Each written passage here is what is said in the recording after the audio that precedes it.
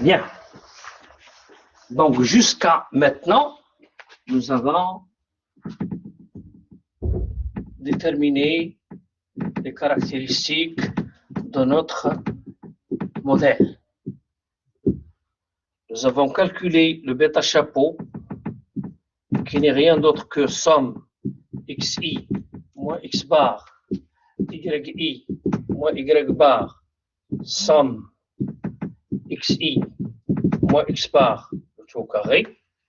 Nous avons calculé par la méthode des mois de carré alpha chapeau qui est égal à y bar moins bêta chapeau x bar. Nous avons démontré que ce bêta est un bon estimateur, le bêta chapeau est un bon estimateur de bêta parce qu'il est linéaire sans biais minimum variance. Nous avons démontré que alpha chapeau est un bon estimateur de alpha parce qu'il est linéaire et linéaire imbiaisé et minimum variance. Alors, tout ce travail-là, ces calculs-là, ils se font bien sûr sur les logiciels d'économétrie. Parmi les logiciels, on peut utiliser ce logiciel-là, EVIUS. Alors, qu'est-ce qu'on fait? Vous allez apprendre ça après. On introduit les données, puis on demande l'équation, estimate equation, et on lui donne les valeurs de y, les valeurs de x, et puis on estime l'équation, ils vont donner alpha chapeau et bêta chapeau, par exemple, comme ça. Ça, c'est l'output, les résultats qui vont sortir. Donc, il va vous donner dependent variable wealth. La variable s'appelle wealth, une variable. La méthode utilisée, least square, parce que vous avez choisi cette méthode. La date, c'est 19h15. L'échantillon, c'est 19 275 données. De la donnée 1 vers la donnée 9275. Ça veut dire que vous avez utilisé 9000, vous avez collecté 9275 et vous avez travaillé avec les 9275. Pourquoi on met included observations? Parce qu'on peut collecter 9200 et on utilise tout simplement 8000. Mais ici, on a utilisé toutes les données. Il va vous donner ce tableau-là. Vous avez le revenu, ça veut dire la variable wealth, pour ce modèle-là, la variable wealth, elle est égale à C, la constante, plus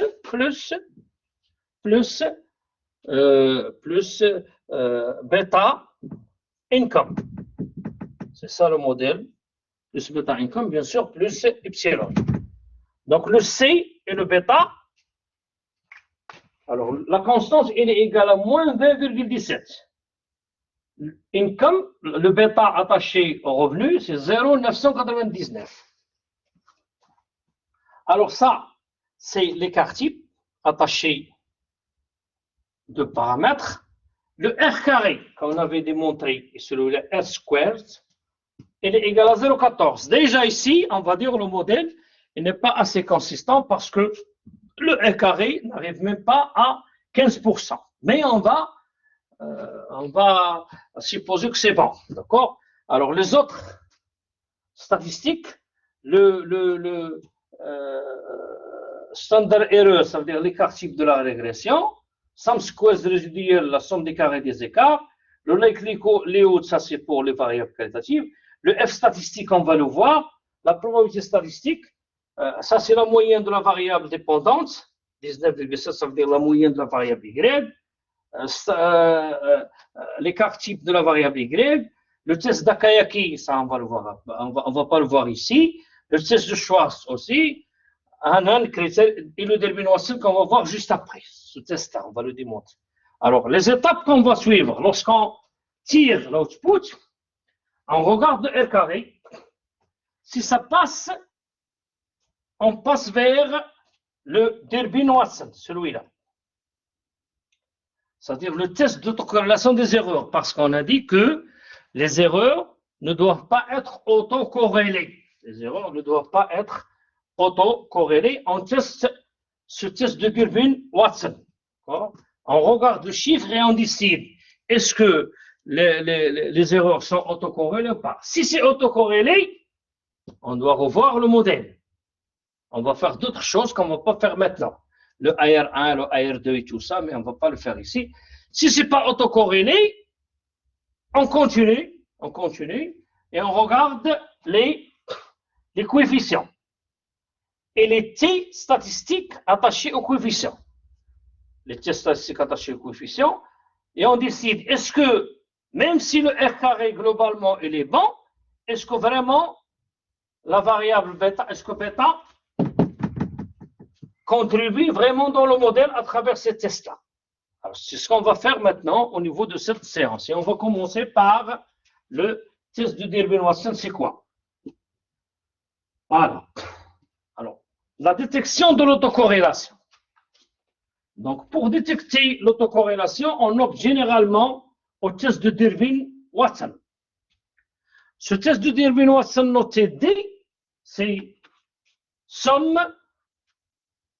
epsilon t moins epsilon t moins 1 au carré, c'est sur epsilon t au carré.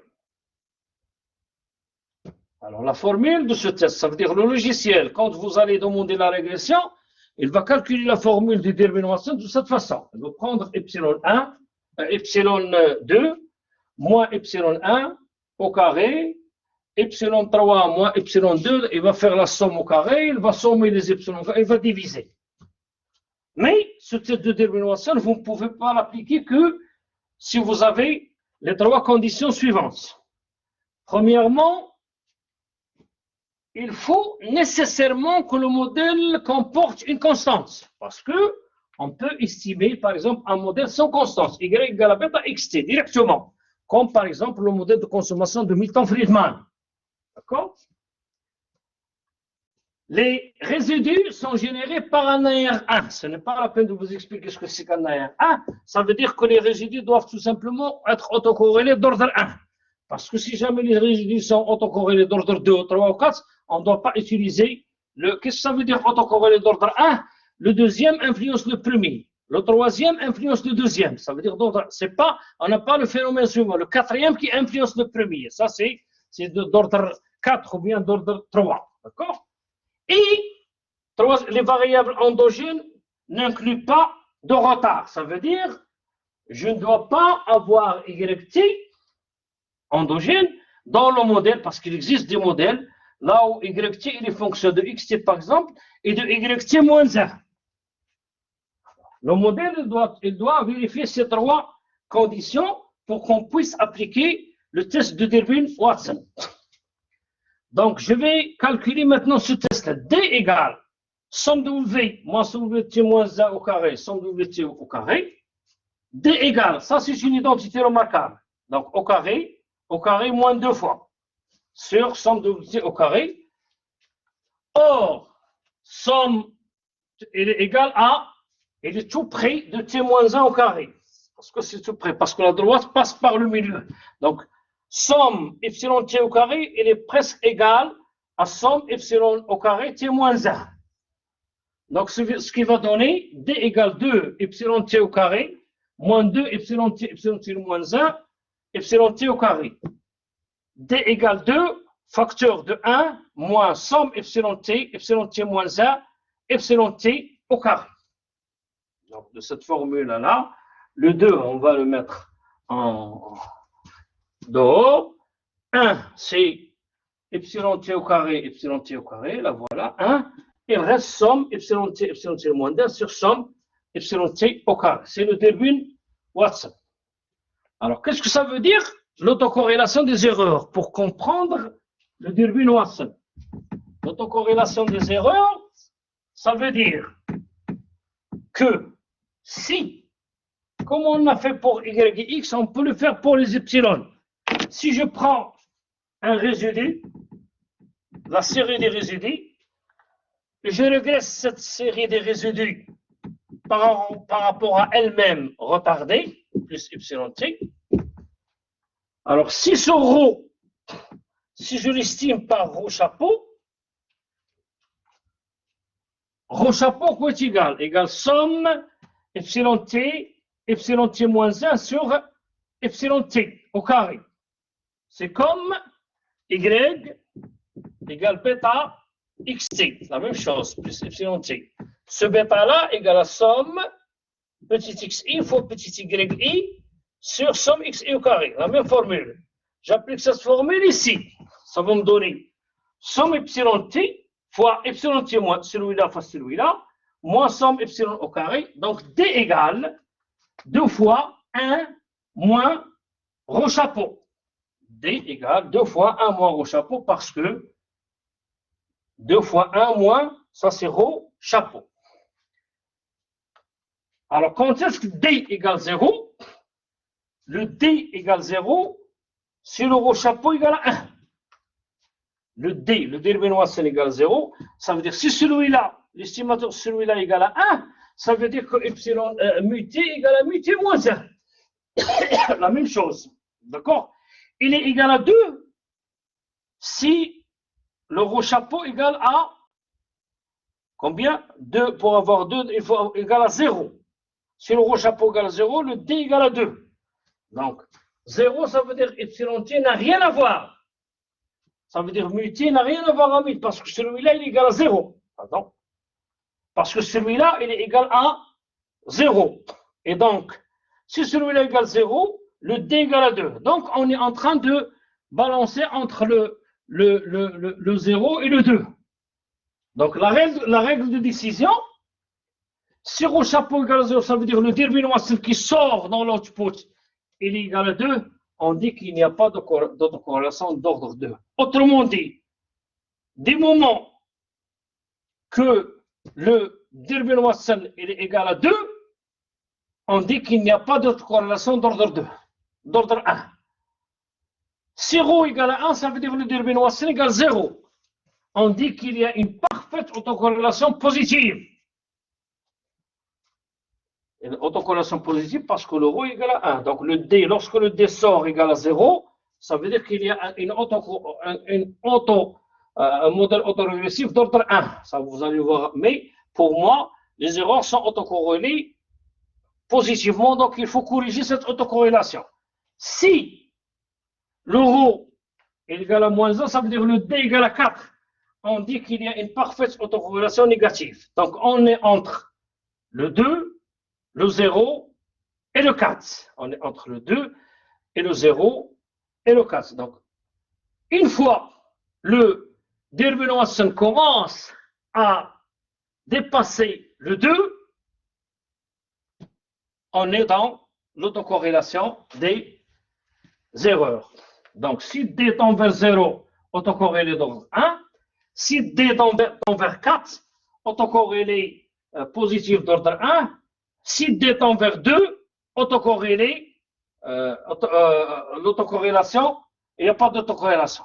Donc, plus le D tend vers 2, ça veut dire qu'il est inférieur à 2. Il tend vers 2, mais il doit être supérieur aussi à 0. Donc, entre 0 et 2. Et on trace les zones de décision. On accepte la zone d'acceptation des modèles, il est entre ça, il est entre 2 et 4 moins DL. Le rejet, il est de l'autre côté. Et vous pouvez même tomber dans des zones qui s'appellent les zones inconclusives. On ne peut pas décider est-ce que le dérivé Watson est-ce qu'il y a d'autocorrélation ou pas. D'accord? Et on pose les tests d'hypothèse. H0, pas d'autocorrélation positive. H0 étoile, pas de corrélation négative. Si D est inférieur, rejet, acceptation et la zone inconclusive. Voilà. Et voilà. Donc, si je reviens maintenant, pardon, si je reviens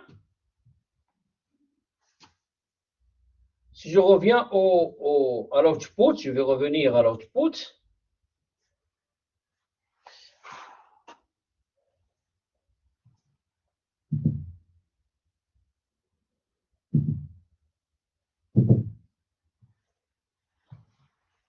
Ah oui.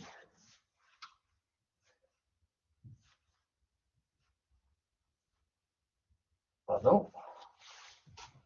Voilà. Je vais revenir à l'output et je vais voir c'est 1,92. Donc, je vais dire il n'y a pas d'autocorrélation des erreurs. Mais pour ce modèle-là, le R carré, il est très très faible. Alors la deuxième, donc il n'y a pas d'autocorrélation, je passe. Alors maintenant, je vais passer vers les tests des coefficients maintenant. Le test d'hypothèse des coefficients Donc, on va tester maintenant, est-ce que si je suis devant un modèle Y, alpha 0 plus bêta X plus mu, est-ce que le bêta est significatif dans le modèle? Et là, ça nécessite un petit peu de démonstration mathématique, c'est ce qu'on appelle l'inférence statistique en modèle économétrique. Alors, vous savez que X bar, il suit une loi normale de paramètre mu sigma carré sur n, dérivation théorique. Sur l'échantillon X bar, c'est une population, on peut calculer X bar sur une population 1 et X bar n sur une population n. C'est ce qu'on appelle la dérivation expérimentale. En haut, nous avons montré que bêta chapeau égale la somme de KI, YI. Et alpha chapeau, somme de W, YI. Sous l'hypothèse que Y, le modèle, suit une loi normale de paramètre alpha plus bêta xi, parce que l'espérance de Y égale à alpha plus bêta xi, et la variance de Y égale à sigma carré, bêta chapeau suit une loi normale de paramètre bêta, parce que l'espérance de bêta chapeau égale à bêta, et sigma carré somme xi, parce que la variance de bêta chapeau égale à sigma carré somme xi. Alpha, celui-là, il suit une loi normale de paramètre alpha, parce que l'espérance de alpha chapeau égale à alpha, et la variance de alpha chapeau égale à sigma carré fois 1 sur n, x bar au carré sur somme xi. Voilà, donc y suit une loi normale, bêta suit une loi normale, alpha suit une loi normale. Bêta chapeau moins bêta racine carrée de somme xi au carré sur sigma suit une loi normale sans très réduite. Vous vous rappelez, la loi normale sans très réduite, ce n'est rien d'autre que x moins x bar sur sigma. C'est ce qu'on a appliqué. On a changé x par bêta et x bar c'est x bar moins m sur sigma. On a changé x bar ici par bêta chapeau, m par bêta et sigma carré. Et sigma carré il est égal à l'inverse de ça. Donc on a inversé pour mettre ça dans le numérateur et ça dans le dénominateur. Ça va suivre, ça suit une loi normale centrée réduite. Centrée par la moyenne et réduite par l'écart type. Aussi pour alpha chapeau, vous allez mettre la même chose, c'est alpha chapeau moins alpha fois l'inverse de l'écart type avec la racine carrée de la variance, bien sûr. Alors les deux suivent une loi normale centrée réduite. Bêta chapeau suit une loi normale. Bêta chapeau moins bêta S suit une loi normale centrée réduite. Si je pose Z1 égale à bêta chapeau moins bêta, l'écart type attaché à bêta chapeau qui suit une loi normale centrée réduite, et Z2 qui est égal à N-2.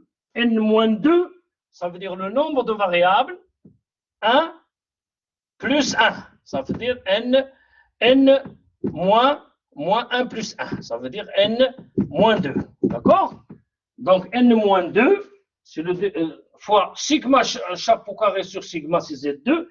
Et suit une loi de Q2 à N-2 degrés de liberté. La loi de Q2, vous l'avez vu en deuxième année, je pense. Donc la loi de Q2.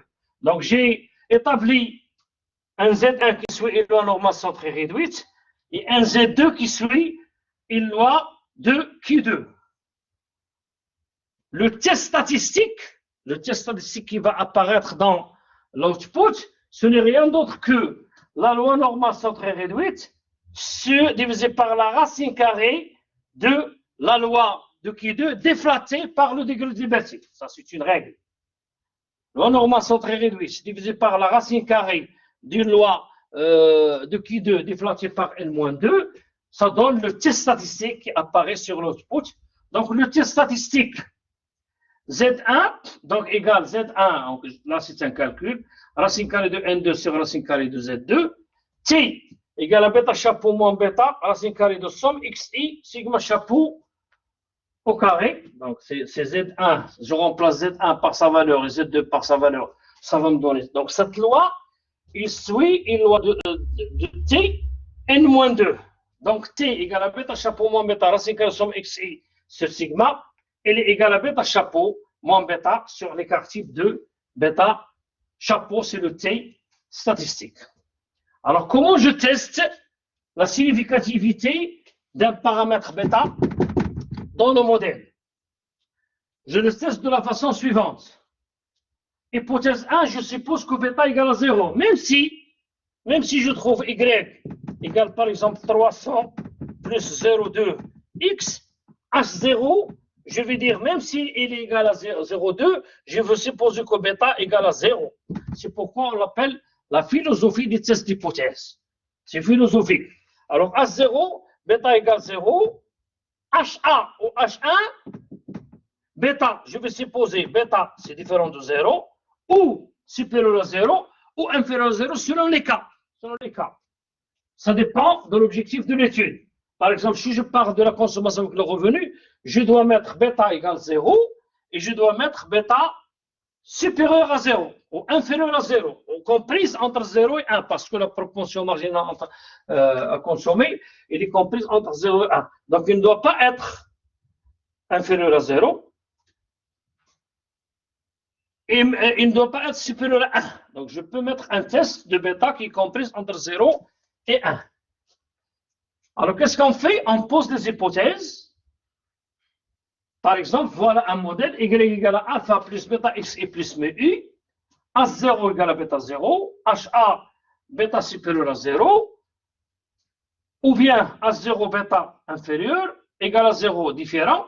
Par exemple, pour le modèle de consommation, normalement bêta, il doit être comprise entre 0 et 1. Donc, bêta égale 0 si h0 est vrai, y n'explique pas c. L'hypothèse la meilleure, c'est que bêta doit être supérieur à 0. Donc, je formule les hypothèses et je commence à calculer le T statistique qui est égal à bêta chapeau moins bêta sur sigma carré somme xi. Ça, c'est le T statistique. C'est le T qu'on regarde sur l'output. On va résumer ça sur un output pour voir. Vous avez aussi le F statistique de Fisher. Le F statistique, il est similaire au R carré. Il va vous donner est-ce que toute la régression, est-ce qu'elle est valable ou pas. Nous avons dit en haut que somme yi égale à somme de yi chapeau au carré, somme de y au carré. Égale bêta chapeau, somme xi au carré, somme de y au carré, ça c'est vu en haut. On va étudier les composantes de cette variance. Ça c'est la variance de y.